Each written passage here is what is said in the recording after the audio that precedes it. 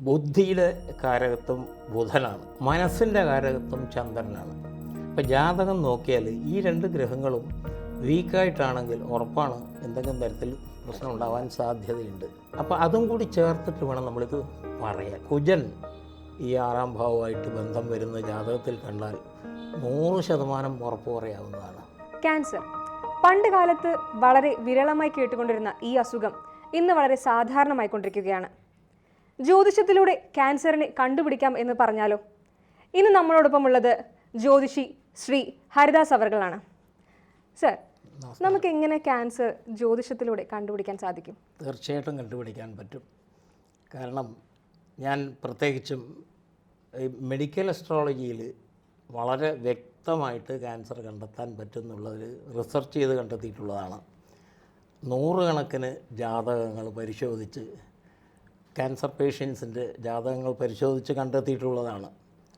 പ്രത്യേകിച്ചും കുജൻ അതായത് ചൊവ്വയാണ് ഈ ക്യാൻസറിന് കാരണഭൂതനായിട്ടുള്ള ഗ്രഹം എന്നുള്ളതാണ് അതിൻ്റെ കണ്ടെത്തൽ. അത് ജനിച്ച സമയത്ത് ഉള്ള ഗ്രഹനില വെച്ചിട്ട് ആണ് ജീവിതത്തിൻ്റെ എൻറ്റയർ ലെങ്ത്തിൽ ഒരു കാലത്ത് ഈ രോഗം വരുന്നുള്ളത് കണ്ടെത്താൻ പറ്റുമെന്നുള്ളതാണ് ഒരു പ്രത്യേകത കൂടിയാണത്. കാരണം ഒരാൾ ജനിക്കുന്നത് എത്രയോ വർഷങ്ങൾക്ക് മുൻപേ ഉള്ള ജാതകം വെച്ചാണ് പിൽക്കാലത്ത് വരുന്ന ഇതിനെപ്പറ്റി പറയുന്നത്. പക്ഷേ സൂക്ഷ്മമായിട്ട് ക്യാൻസർ കണ്ടെത്താൻ കണ്ടെത്തിയിട്ടുണ്ട് എൻ്റെ അനുഭവത്തിൽ. അതെങ്ങനെയാണ് എന്ന് വിവരിക്കണമെങ്കിൽ, സാധാരണ ജാതകത്തിൽ 2 ഭാവങ്ങളാണ് രോഗത്തെ നിർണ്ണയിക്കുന്ന ഭാവങ്ങൾ. അത് 6ാം ഭാവം, 8ാം ഭാവം. 6ാം ഭാവം രോഗസ്ഥാനമാണ്.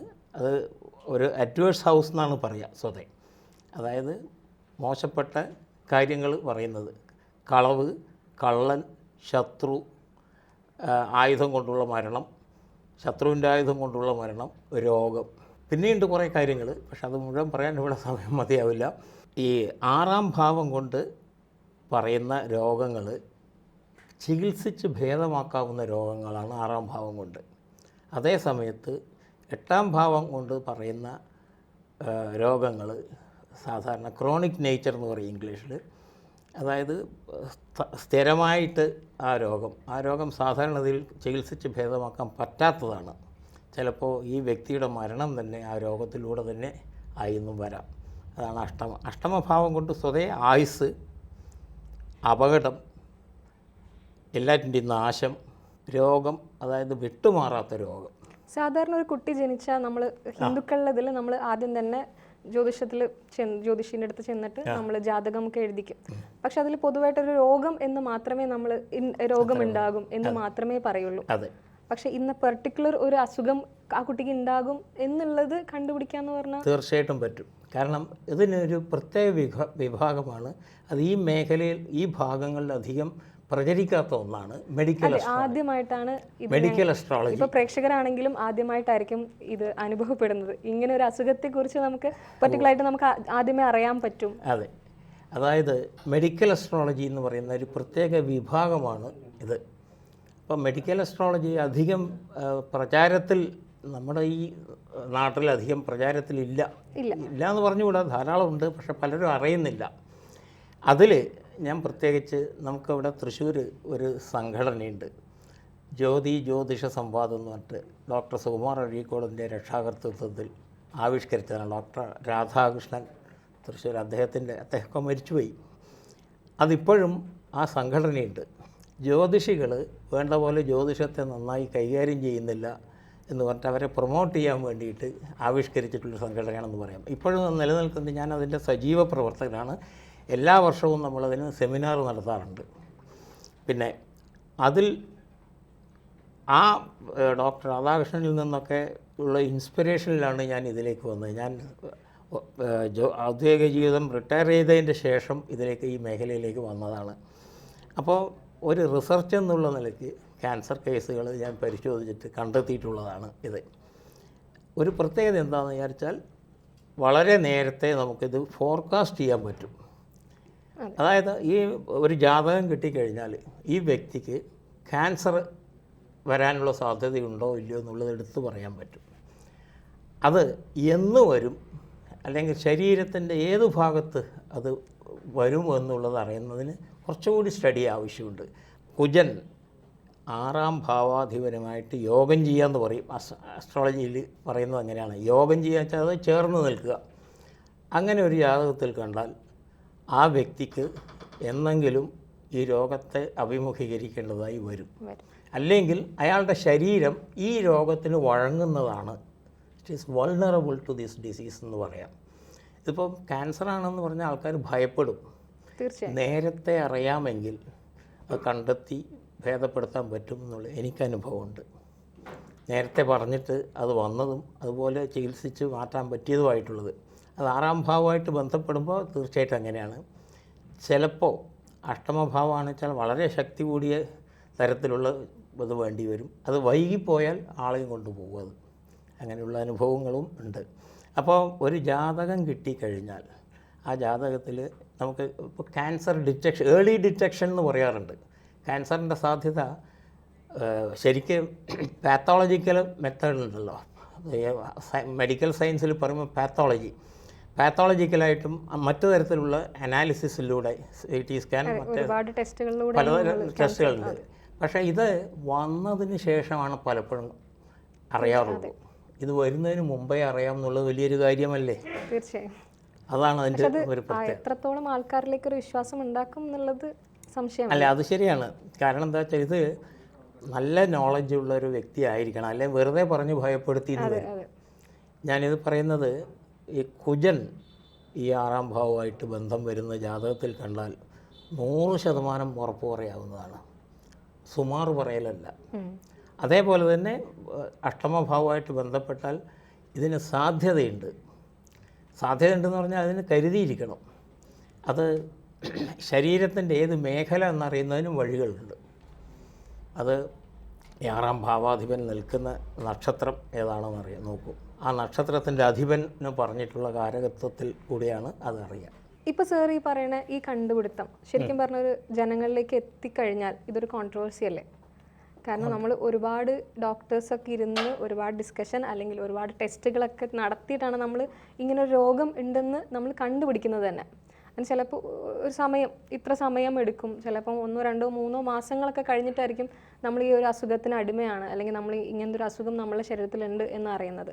പക്ഷേ ഇതെന്ന് പറഞ്ഞാൽ നമ്മളെ ജാതകം കണ്ടിട്ട് അപ്പോൾ അത് എന്ത് അടിസ്ഥാനത്തിലായിരിക്കും സാർ പറയുന്നുണ്ടാവും? ക്യാൻസറിനെ സംബന്ധിച്ചിടത്തോളം പറഞ്ഞിട്ട് അത് നടന്നില്ല എങ്കിൽ അത് വലിയ കോൺട്രവേഴ്സിയാണ്, യാതൊരു സംശയവുമില്ല. ഞാൻ ധൈര്യപൂർവ്വം പറയുന്നത് എന്താണെന്ന് വിചാരിച്ചാൽ 100% സൂക്ഷ്മത അതിന് എനിക്ക് അനുഭവത്തിലുള്ളത് കൊണ്ട് ആണ് പറയുന്നത്.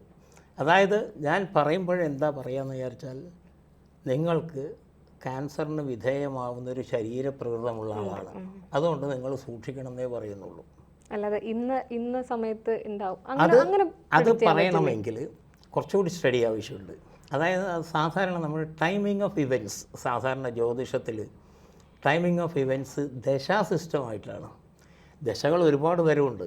പക്ഷെ നമ്മൾ വിംശോത്തരി ദശ എന്ന് പറഞ്ഞിട്ടുള്ള നക്ഷത്ര ദശ മാത്രമേ നമ്മൾ ഫോളോ ചെയ്യുന്നുള്ളൂ. ആ നക്ഷത്ര ദശയിൽ ഇന്ന അപഹാരം, അതായത് ദശ എന്ന് പറഞ്ഞാൽ മെയിൻ പീരീഡ്, അത് ഓരോ ഗ്രഹത്തിനും ഓരോ തരത്തിലാണ്. അതിൻ്റെ സബ് പീരീഡ്സാണ് അപഹാരം എന്ന് പറയും. സംസ്കൃതത്തിൽ അപഹാരം എന്നാണ് അതിന് പറയുക, കേട്ടിട്ടുണ്ടാവും. ആ അപഹാരകാലമാണ് ഇതിൻ്റെ ഇഫക്റ്റീവ് പീരീഡ്. അപ്പോൾ ഈ രോഗം ഉണ്ടാക്കാൻ അല്ലെങ്കിൽ അതിന് കാരണമാവുന്ന ഗ്രഹത്തിൻ്റെ ഈ പീരീഡിൽ അതുണ്ടാവും. അത് ചില സമയത്ത് ഈ ട്രാൻസിറ്റിലുള്ള ഗ്രഹങ്ങളുടെ ഇൻഫ്ലുവൻസ് ഉണ്ട്, ഇതിനെ നള്ളിഫൈ ചെയ്യുന്ന സമയമുണ്ട്. അപ്പോൾ പിന്നെ ലേറ്റർ ഏജിലായിരിക്കും കുറേ കൂടി കഴിഞ്ഞാൽ ഇത് വരുന്നത്. സൈക്ലിക്കായിട്ട് ഈ അപഹാരങ്ങൾ എല്ലാ ദശയിലും ഉണ്ടാവും. അതിലേതെങ്കിലും ഒന്ന്, അതിപ്പോൾ മറ്റ് പല കാര്യങ്ങളും ഉള്ളതുപോലെ അത് നോക്കി കണ്ടെത്തിയിട്ട് അതിനെ കറക്റ്റ് ചെയ്യേണ്ടി വരുമെന്ന് മാത്രമേ ഉള്ളൂ. പക്ഷേ ഒരു കാര്യം ഉറപ്പാണ്, ജാതകത്തിൽ കുജന് ഈ 2 ഭാവാധിപന്മാരായിട്ട് ബന്ധമുണ്ടെങ്കിൽ 100% ഉറപ്പാണ്. ഇപ്പോൾ ക്യാൻസർ എന്നുള്ള അസുഖം മാത്രമല്ല മറ്റുള്ള അസുഖങ്ങളും ഇതിലൂടെ അതേപോലെ മറ്റു പലതും. ഇപ്പോൾ മാനസിക രോഗം, ഉദാഹരണത്തിന് മാനസിക രോഗം കണ്ടെത്തുന്നതിന് ധാരാളം വഴികളുണ്ട്. അതിൽ കൂടുതലും അസ്ട്രോളജിയിലാണ് ഉള്ളതെന്നുള്ളതൊരു പ്രത്യേകത കൂടിയാണ്. കാരണം മോഡേൺ സയൻസ്, മെഡിക്കൽ സയൻസിനൊരു പ്രത്യേകത എന്താ വെച്ചാൽ ബാക്കി എല്ലാറ്റിനും ഒന്നുകിൽ പാത്തോളജിക്കൽ അനാലിസിസ്, പാത്തോളജി എന്ന് പറഞ്ഞാൽ ഈ പിന്നെ രോഗനിർണയ കേന്ദ്രങ്ങളുണ്ടല്ലോ, അതിൽ കൂടി പാത്തോളജി ഇല്ലാത്തൊരു രോഗം, പാത്തോളജി വഴി അനലൈസ് ചെയ്യാൻ പറ്റാത്ത രോഗം മാനസിക രോഗമാണ്. പക്ഷേ ജ്യോതിഷത്തിൽ ഭംഗിയായിട്ട് അതിന് ഇൻഡിക്കേഷൻ കാണാം, സൂചനയായിട്ട് കാണാം.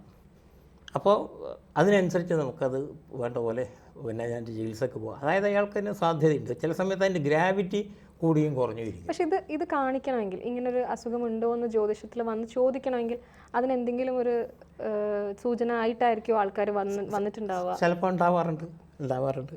അതിപ്പോൾ പിന്നെ അതിൻ്റെ ചില ലക്ഷണങ്ങൾ, 8 പ്രധാനപ്പെട്ട ലക്ഷണമാണ് ജ്യോതിഷത്തിൽ ഇതിന് പറയുന്നത്. അതിൽ ഒരു കാര്യം നമ്മൾ മനസ്സിലാക്കേണ്ടത് എന്താണെന്ന് വിചാരിച്ചാൽ, ബുദ്ധിയുടെ കാരകത്വം ബുധനാണ്, ബുദ്ധിയുടെ കാരകത്വം. മനസ്സിൻ്റെ കാരകത്വം ചന്ദ്രനാണ്. അപ്പോൾ ജാതകം നോക്കിയാൽ ഈ 2 ഗ്രഹങ്ങളും വീക്കായിട്ടാണെങ്കിൽ ഉറപ്പാണ് എന്തെങ്കിലും തരത്തിൽ പ്രശ്നം ഉണ്ടാവാൻ സാധ്യതയുണ്ട്. പിന്നെ ഈ ഗ്രഹങ്ങൾ നിൽക്കുന്നത് അഡ്വേഴ്സ് ഹൗസസിലാണെങ്കിൽ അതിന് ഗ്രാവിറ്റി കൂടും. ഇങ്ങനെയൊക്കെ അതിന് ലക്ഷണങ്ങളുണ്ട്. അപ്പോൾ അതും കൂടി ചേർത്തിട്ട് വേണം നമ്മളിത് പറയാൻ. വെറുതെ ഒന്ന് പറഞ്ഞു കഴിഞ്ഞാൽ ആൾക്കാർക്കത് ഇഷ്ടപ്പെടില്ല. അയാൾ വെറുതെ വേണ്ടാത്തതൊക്കെ പറഞ്ഞ് മനുഷ്യനെ വിഷമിപ്പിച്ചു, അതൊന്നും അങ്ങനെ കുഴപ്പമൊന്നുമില്ല. പക്ഷേ ക്യാൻസറിൻ്റെ കേസ് അങ്ങനെയല്ല. ക്യാൻസറിൻ്റെ കേസ് ഞാനത് പിന്നെ പൊതുവായിട്ടുള്ള വേദിയിൽ ഞാൻ ചാലഞ്ച് ചെയ്തിട്ടുണ്ട്. ഒരുപാട് പേര് എന്നെ അപ്രീഷിയേറ്റ് ചെയ്തിട്ട് അത് ശരിയാണെന്നുള്ള നിലയിൽ. ഞാനതൊരു അഹങ്കാരമായിട്ട് പറയല്ല, കണ്ടെത്തിയിട്ടുള്ളതാണ്. പിന്നെ ജ്യോതിഷത്തിനൊരു നിയമമുണ്ട്. അതായത് നല്ല കാര്യങ്ങൾ മാത്രമേ തുറന്നു പറയാവൂ, അപ്രിയമായ സത്യം പറയരുത് എന്ന് പറയും. സത്യം ബ്രൂയാത് പ്രിയം ബ്രൂയാത് ന ബ്രൂയാത് സത്യം അപ്രിയം. പക്ഷേ അത് പറഞ്ഞിരുന്നാൽ നമ്മളെ സമീപിക്കുന്ന ഒരാൾ ഒരു രോഗത്തെ സംബന്ധിച്ചാണ് ചോദിക്കാൻ വരുന്നതെങ്കിൽ ആ രോഗത്തിനെ പറ്റി ഇത് പറഞ്ഞു കൊടുത്തിട്ടില്ലെങ്കിൽ ആ രോഗത്തിൻ്റെ കാര്യത്തിൽ നമ്മളത് മറച്ചു വെച്ചു എന്നല്ലേ വരിക. തീർച്ചയായും അത് അവരെ വിഷമിപ്പിക്കാതെ സൗമ്യമായിട്ട് പറയണം. അതാണ് അതിന് വേണ്ടത്. അതായത് നിങ്ങളുടെ ശരീരം ഈ രോഗത്തിന് വഴങ്ങുന്ന തരത്തിൽ വൾണറബിൾ ആണെന്ന് പറയാം, അതുകൊണ്ട് ശ്രദ്ധിക്കണം എന്ന് പറയാം.